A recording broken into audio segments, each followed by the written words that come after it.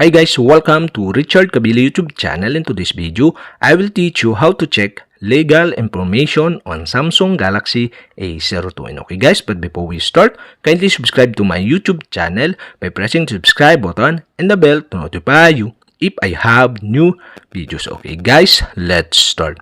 So okay guys, all you have to do is go to setting in your Samsung Galaxy A02.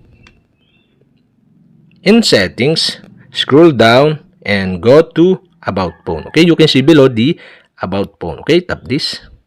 Here in about phone, you can see the legal information. And okay guys, you'll have to do is tap this to show the legal information of your Samsung Galaxy A02.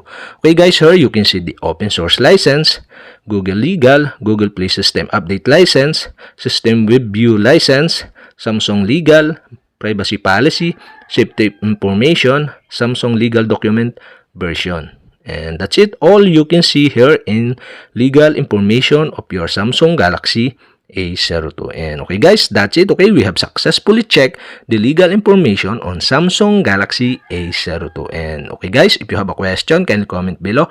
And don't forget to hit the subscribe button and the bell to notify you if I have new videos. Okay guys, thank you for watching.